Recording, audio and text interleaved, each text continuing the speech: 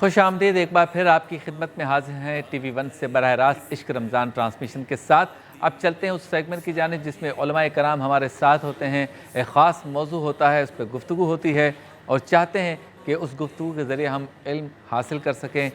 سیکھ سکیں کچھ، اور اسی لیے ٹیلی فون لائنز بھی ہماری کھلی رہتی ہیں۔ اگر آپ کوئی بات کرنا چاہتے ہیں موضوع کے مطابق تو کیا ہی اچھا ہے، اور اس کے علاوہ بھی کوئی بات کرنا چاہتے ہیں تو کر سکتے ہیں۔ سیگمنٹ کا نام ہے عالم ٹائم۔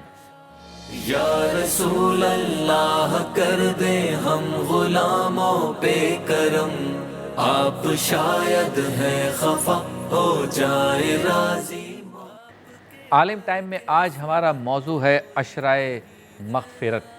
11ویں رمضان، 11واں روزہ، 11ویں سحری ہے پاکستان میں، تو عشرۂ مغفرت کا آغاز ہو چکا ہے، تو آج ہم نے یہی موضوع رکھا ہے۔ اور ویسے تو پورا ماہ مبارک جو ہے وہ مغفرت طلب کرنے کے لیے، اور اس کی ساری ساعتیں، ساری راتیں، سارے ایام مغفرت طلب کرنے کے لیے، استغفار کے لیے ہیں، لیکن خصوصیت سے اس عشرے کو جو کہ آج سے شروع ہو رہا ہے عشرۂ مغفرت کہا گیا۔ تو سب سے پہلے مغفرت کا معنی و مفہوم اور اس عشرے کی اہمیت پر گفتگو کریں گے علامہ مظفر شاہ صاحب سے۔ جی شاہ صاحب فرمائیے۔ بسم اللہ الرحمن الرحیم، رب اشرح لی صدری ویسر لی امری واحلل عقدۃ من لسانی یفقہوا قولی۔ دوسرا عشرہ شروع ہو چکا ہے۔ اللہ رب العالمین تمام امت کی خطاؤں کو معاف فرمائے اللہم آمین۔ اور اپنا خاص فضل فرمائے۔ استغفر اللہ ربی من کل ذنب واتوب الیہ۔ مغفرت کا مادہ اشتقاق جو ہے وہ غین فا را ہے، غفرہ۔ ہمارے ائمہ لغات اس بات کو لکھتے ہیں کہ غفرہ کا معنی ہوتا ہے کسی چیز کو اس طرح ڈھانپ لینا کہ اس کے وسط کا جو کوئی بھی حصہ ہے وہ ظاہر نہ ہو۔ مثلا کسی چیز کو لپیٹ کر آپ ایسا رکھ دیں کہ جس سے اس کے جو اندر کی حیت اور اس کی جو اصل شکل ہے وہ واضح نہ ہو۔ اچھا، تو اس کا اصطلاحی معنی یہ ہے کہ اللہ رب العالمین جل وعلا، بندہ جب اللہ کے حضور رجوع کرتا ہے اور ندامت اور شرمندگی کے ساتھ اس کی بارگاہ میں استغفار کرتا ہے، تو اللہ رب العالمین کی اس کی رحمت، اللہ کی رحمت اس کو اس طرح ڈھانپ لیتی ہے کہ اس کی گندگی اور پلیتی کوئی ظاہر نہیں ہوتی۔ اچھا، اب دیکھیے کہ مغفرت اور استغفار، قبلہ شبیر بھائی، استغفار اعظم الوظائف میں سے ہے۔ کلمہ طیبہ کے بعد سب سے بڑا وظیفہ جو ہے ورد لا الہ الا اللہ کے ساتھ، سب سے بڑا وظیفہ جو ہے محمد رسول اللہ صلی اللہ علیہ وسلم، سب سے بڑا وظیفہ جو ہے وہ استغفار ہے۔ ہمارے نبی مکرم صلی اللہ علیہ وسلم دن میں 70 بار استغفار کرتے ہیں، واہ واہ، جبکہ امت کا یہ اجماعی عقیدہ ہے کہ جو انبیاء کرام ہیں، جو نبی ہیں، وہ اعلان نبوت کے بعد تو کیا، اعلان نبوت سے پہلے بھی عمدن جان بوجھ کر ہر قسم کے صغیرہ کبیرہ اور ہر وہ عادات اور وہ رویہ جو اخلاق اور مروت کے خلاف ہو، اس پر وہ عزم اور جزم ارادتاً وہ چیز ان سے صادر ہو جائے، اس سے وہ معصوم ہوتے ہیں۔ اچھا، اس کا آسان سا معنی عوامی یہ ہوا کہ انبیاء کرام گناہ سے پاک ہوتے ہیں، واہ، گناہ سے بے شک، معصوم ہوتے ہیں۔ تو جناب سید عالم صلی اللہ علیہ وسلم امام الانبیاء ہیں، آپ پر العیاذ باللہ گناہ کا کوئی تصور ہی نہیں ہے، ذہن اس طرف جا ہی نہیں سکتا، صحیح، لیکن آپ استغفار 70 دفعہ کرتے ہیں۔ تو اب آپ دیکھیں استغفار 70 دفعہ کرنا یا اس سے زیادہ دفعہ کرنا، علامہ ابن حجر عسقلانی یا امام نووی علیہ رحمہ، انہوں نے جب اس کی تحقیق کی تو ذکر فرمایا اس کا معنی یہ ہے کہ استغفار خود ایک عظیم وظیفہ ہے رب کو راضی کرنے کا۔ صحیح، اب دیکھیں اتنا عظیم وظیفہ ہے کہ جن پر گناہ نہیں ہے وہ استغفار کر رہے ہیں، واہ واہ، فرشتوں پر گناہ نہیں ہے وہ استغفار کر رہے ہیں۔ تو استغفار جو ہے وہ اللہ رب العالمین کے قریب ہونے کا اور اس کی رضا کو طلب کرنے کا سب سے بڑا اظہار ہے۔ اس میں اس لیے کہ بندہ اپنے آپ کو قصوروار اور ندامت اور اپنے آپ کو بندہ اور کمتر یقین کر کے اس کی بالادستی کو بیان کرتا ہے، تو یہ اعظم الوظائف میں سے اور نفس کا ایک بہت بڑا تزکیہ ہے۔ صحیح، استغفار کے حوالے سے توبہ میں اگر ہم دیکھیں تو اللہ رب العالمین نے کلام مجید میں ارشاد فرمایا انما التوبۃ علی اللہ، لوگوں کی توبہ کو قبول کرنا اللہ نے اپنے ذمہ کرم پر لے لیا۔ وہ لوگ جو اللہ رب العالمین سے اپنی معافی اور اپنے کیے ہوئے گناہ یہاں تک کہ وہ شرک کا بھی ارتکاب کر دیں اور مرنے سے پہلے اگر وہ صمیم قلب سے صداقت کے ساتھ توبۃ نصوحہ کر دے کہ آئندہ میں اس کا اعادہ نہیں کروں گا، تو اللہ رب العالمین جل وعلا اس کو بھی معاف فرماتا ہے اور ارشاد فرمایا کہ انما التوبۃ علی اللہ، کہ توبہ کو قبول کرنا جو ہے وہ ہمارے ذمہ کرم پر ہے۔ جس طرح فرمایا حضور علیہ السلام نے کہ تائب من الذنب کمن لا ذنب لہ، کہ جو گناہ کر کے توبہ کر لے وہ ایسے جیسے اس نے گناہ کیا ہی واہ واہ، اور ایک حدیث پاک کے اندر ہے کہ کل ابن آدم خطاؤن، انسان تو سارے ہی خطا کار ہیں، وہ خیر الخطائین التوابون، لیکن اچھا خطا کار وہ ہے جو توبہ کر لے۔ واہ واہ اب دیکھیں خطا کار تو ہے لیکن اس کو اچھا خطا کار واہ فرمایا خیر الخطائین التوابون، اچھا خطا کار وہ ہے کہ جو خطا کر لے لیکن اس کو مراجعت کا موقع ملے۔ اب بات کو ہم سمیٹتے ہوئے یہاں پر لانا چاہتے ہیں، دیکھیں حضرت آدم علیہ نبی علیہ السلام نے اللہ رب العالمین کی بارگاہ میں استغفار کیا، صحیح اور اس میں ہم دیکھتے ہیں کہ محققین صوفیہ نے ذکر کیا، اس میں 5 چیزیں تھیں صحیح جس وجہ سے اللہ رب العالمین نے آپ کی التجا کو قبول فرمایا۔ اور ابلیس جو ہے وہ معلم الملائکہ ہونے کے باوجود وہ راندہ درگاہ ہوا، اور اس کی توبہ اس کو گویا کہ اس کو لعنتی بنا دیا گیا دربار سے، جو قرآن نے لعنت کا لفظ ذکر کیا، اس کو رجیم کر دیا گیا، دھتکار دیا گیا۔ اس میں بھی 5 چیزیں ایسی تھیں۔ صحیح حضرت آدم علیہ نبی علیہ السلام نے جن 5 چیزوں کے ذریعے اللہ رب العالمین کی طرف رجوع کیا، تو سب سے پہلی ندامت تھی، اچھا شرمساری تھی کہ یہ کیا ہو گیا، اتنا انعام ہوا اور اس پر، جبکہ حضرت آدم علیہ السلام کا جو وہ فعل ہے قرآن نے خود ذکر کیا، فَنَسِيَهُ وَلَمْ نَجِدْ لَهُ عَزْمًا، ہمارا آدم بھول گیا تھا اور ہم نے اس میں عزم نہیں پایا، ارادتاً نہیں تھا۔ تو وہ صورتاً تو یہ حرکت تھی لیکن حقیقتاً وہ گناہ نہیں تھا، لیکن اللہ رب العالمین کے حضور آپ نے ندامت اور شرمندگی کا اظہار کیا، اور ندامت کیا اور اپنی ذات کو ملامت کیا، استغفار کیا اللہ رب العالمین کے حضور، دوبارہ وہ کام نہ ہو اس کا اقرار کیا، اور اللہ سے امید خیر لگا کر استغفار کیا۔ ابلیس نے کیا کیا، نہ وہ نادم ہوا،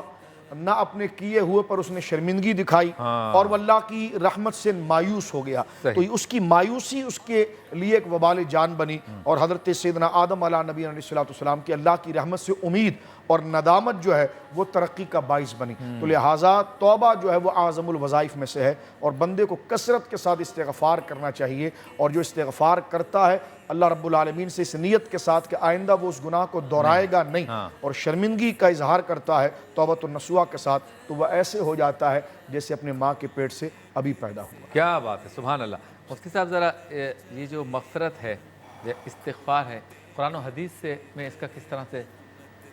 ذکر آیا ہے، کیا حکم آیا ہے؟ بسم اللہ الرحمن الرحیم، هو القادر هو الحق هو المعین۔ دیکھیں استغفار چونکہ اس کا تعلق عشرۂ مغفرت سے آپ جوڑتے ہوئے سوال قائم کر رہے ہیں، جی لفظی اعتبار سے ہے اللہ تعالیٰ سے بخشش طلب کرنا، ٹھیک ہے،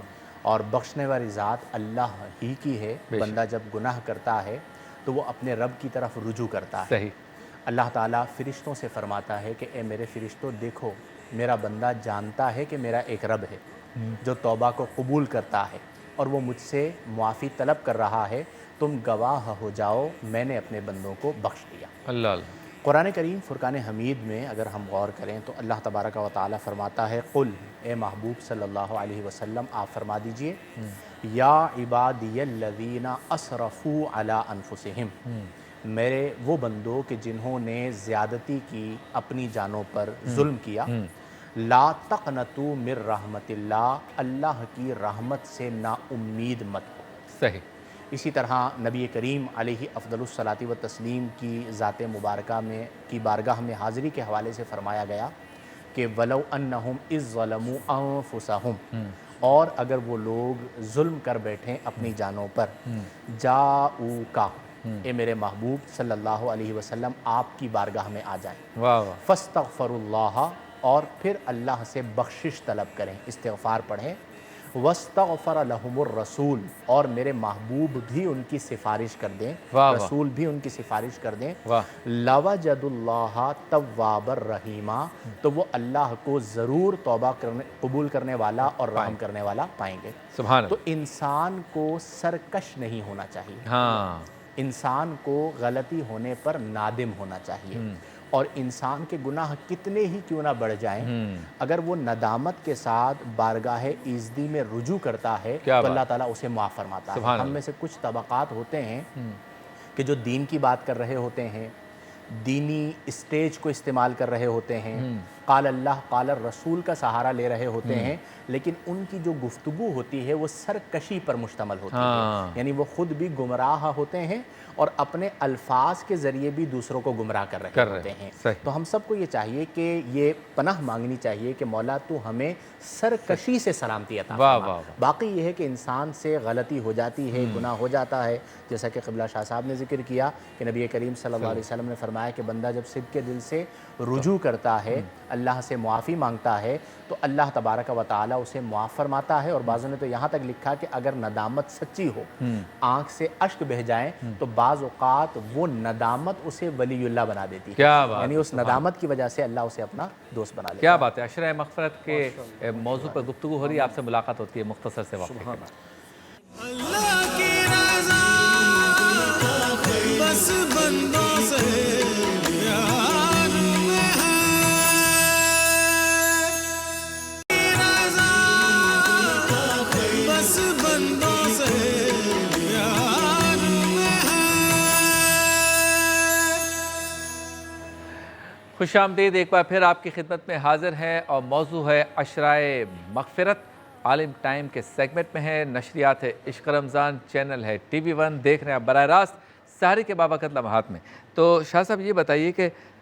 سرکار دو عالم صلی اللہ علیہ وسلم کا جو عمل ہے اس اعتبار سے، جیسے آپ نے فرمایا کہ دن میں 70 بار استغفار کرتے تھے، اس کے بعد کیا رہ جاتا ہے یہ سمجھنے کے لیے کہ استغفار کیا ہوتا ہے؟ تو یہ مہینہ گولڈن چانس نہیں ہے سرکار کے اس عمل کے مطابق عمل کی پریکٹس کر کے اس کو مستقل بنانے کے لیے؟ بالکل، دیکھیے نا، جامع ترمذی شریف کی حدیث ہے کہ رسول مکرم صلی اللہ علیہ وسلم اپنے ممبر پر جب جلوہ گر ہو رہے تھے تو آپ نے پہلے سٹیپ پر آمین فرمایا، پھر دوسرے پر سٹیپ پر قدم رکھا تو آمین فرمایا، تیسرے پر جو رکھا تو آمین فرمایا۔ تو صحابہ کرام رضوان اللہ اجمعین نے جب دریافت کیا کہ یا رسول اللہ صلی اللہ علیہ وسلم آپ نے آمین 3 دفعہ فرمایا، اس آمین کی وجہ، پہلی دفعہ جب آمین کہا تو وہی وجہ پوچھی، تو سرکار کریم علیہ الصلوۃ والسلام نے ارشاد فرمایا کہ جبریل میرے پاس آئے اور انہوں نے مجھ سے یہ کہا کہ جس شخص کو جس نے رمضان المبارک پایا اور رمضان المبارک پا کر اس نے اس مہینے کو ذریعہ بنا کر اپنی مغفرت نہ کرا سکا تو وہ شخص ہلاک ہو جائے، یعنی دعائے ضرر دی، بد دعا دی جس کو آپ ظاہراً کہتے ہیں۔ تو سرکار دو عالم صلی اللہ علیہ وسلم نے آمین کہا، یعنی دعائے ضرر دینے والا جبریل، اللہ آمین کہنے والے سرکار، اللہ، اور کہا جا رہا ہے ممبر مبارکہ پر۔ اللہ اللہ۔ تو اب آپ دیکھیے، تو یہ یعنی اتنی بڑی قدر کی ناقدری ہے اس حوالے سے۔ اللہ رب العالمین جل وعلا کی رحمت تو توبہ کرنے والوں پر ایسی ہے، جس طرح مفتی صاحب قبلہ نے مدد ذلہ نے بھی فرمایا، سرکشی کے حوالے سے۔ تو سرکشی کا ایک معنی یہ دیکھیں ذہن میں کہ خطا کا ہو جانا یہ ہماری سرشت ہے، غلطی ہے، لیکن اس پر ڈٹ جانا اور ندامت نہ کرنا یہ سرکشی ہے، یہ شیطان کی عادت۔ انسان کی عادت یہ ہے کہ اس سے خطا ہو جائے، لیکن انسان کی عادت یہ ہے کہ پھر لوٹ بھی آتا ہے۔ انسان کی عادت یہ ہے کہ خطا ہو جانا، اور شیطان کی عادت ہے کہ پھر رجوع نہ کرنا۔ تو انسان جب تک انسان رہتا ہے، رب کی رحمت اس کے لیے گویا کہ یعنی ایسے گوشے اور ایسے بہانے سامنے لا کر رکھتی ہے کہ جس سے وہ رجوع کر لے۔ حدیث پاک کے اندر دیکھیے نا کیسا آیا کہ سرکار دو عالم صلی اللہ علیہ وسلم نے ارشاد فرمایا، جس کا مفہوم اور مرادی معنی یا روایت بالمعنی آپ اصطلاح کے اندر کہہ دیجئے، تو وہ اس طرح ہے کہ سرکار، کیونکہ اس دور میں دیکھیے سواریاں اونٹوں پر ہوتی تھی، بڑے بڑے صحراؤں کو عبور کیا جاتا تھا، سخت قسم کی گرمی ہوتی تھی، اور بندے کی ساری زیست اور خوراک اور اس کی زندگی کا سامان اس کی سواری پر لدا ہوا ہوتا تھا۔ تو سرکار دو عالم صلی اللہ علیہ وسلم نے اس مثال سے اللہ رب العالمین کی رحمت اور شفقت کو بیان فرمایا، مہربانی کو بیان فرمایا، جو بخاری شریف کے اندر ہے۔ سرکار کریم علیہ الصلوۃ والسلام نے فرمایا کہ تم اگر کسی سفر کے اندر ہو اور ایک لمبا صحرا ہو جس کو تم عبور کر رہے ہو، اور یوں ہو جائے کہ جناب جو ہے وہ سواری جس پر تمہارا پانی اور خوراک موجود ہے وہ تم سے اوجل ہو جائے، اور تم اس کو تلاش بسیار کر چکو کہ اب تمہاری امید کٹ جائے کہ وہ سواری نہیں ملتی، اور پانی نہ ہونے کی وجہ سے تمہارے کو پیاس ایسی لگ گئی کہ تمہارا حلق جو ہے وہ کانٹے کی مانند ہو گیا، زبان جو ہے وہ تالو کو چپک رہی ہے، یا سمجھ لیجیے کہ جس طرح کی گرمی سے کھوپڑی ابل رہی ہے اور سینہ گھٹ رہا ہے، یہ حال تمہارا ہو جائے، اور تم موت کو بالکل یقین کر چکے ہو کہ اب تو مر گیا میں، اور ایک درخت کے نیچے تم جا کر جس کے نیچے سایہ بھی مکمل نہ ہو اور اپنی موت کے انتظار میں تم لیٹ جاؤ، اور اچانک تمہاری سواری تمہارے سامنے آ جائے جس پر وہ ٹھنڈا پانی اور کھانا سب موجود ہو، واہ واہ۔ تو سرکار نے فرمایا بتاؤ اس وقت تمہاری مسرت اور خوشی کا عالم کیا ہوگا؟ تو صحابہ نے یہی عرض کیا کہ حضور اس کیفیت کو اور اس مزے کو اور اس لذت کو، اس انعام کے حصول کو کیا ہم لفظ کا جامہ پہنا سکتے ہیں؟ سرکار فرماتے ہیں اس سے زیادہ خوشی رب کو ہوتی ہے کہ جب گناہ کر کے بندہ رجوع کے لیے اس کی طرف راغب ہو جاتا ہے۔ کیا بات۔ تو آپ اندازہ لگائیے تفصیل کے ساتھ سرکار دو عالم صلی اللہ علیہ وسلم نے ذکر فرمایا۔ ایک حدیث پاک ہے جس کا آدھا حصہ مسلم شریف کتاب الایمان میں اور آدھا حصہ طبرانی کے اندر ہے، جس کو شفاء السقام کے اندر حضرت شیخ الاسلام امام تقی الدین السبکی علیہ الرحمہ نے نقل کیا ہے شفاء السقام کے اندر کہ سرکار دو عالم صلی اللہ علیہ وسلم فرماتے ہیں جب سب لوگ جنت میں چلے جائیں گے تو ایک ایسا شخص کہ جس کے پاس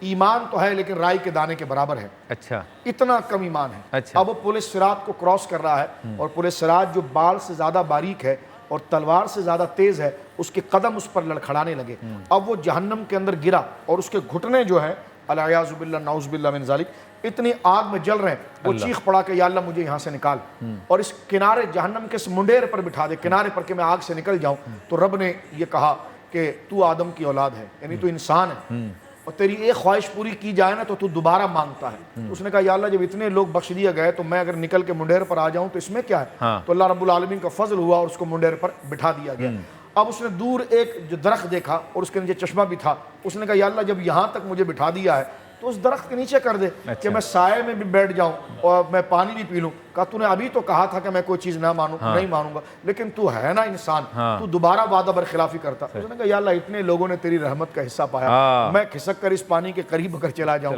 اور پانی پی لوں تو تیری رحمت کا جاتا کیا ہے؟ اللہ نے فرمایا کر دو اس کو۔ اب جب وہ آ گیا، اب مسلم شریف کتاب الایمان میں آپ آ جائیں، اب وہ اتنا قریب آ گیا کہ جنت کی دیواریں اس کو نظر آئی صحیح، اور اس میں خوبصورت نغمے وہ سن رہا ہے اور اس کا دل للچا رہا ہے اور مڑ مڑ کر دیکھ رہا ہے۔ اتنے میں رب کی رحمت خود اللہ کہے گا جانا ہے اندر۔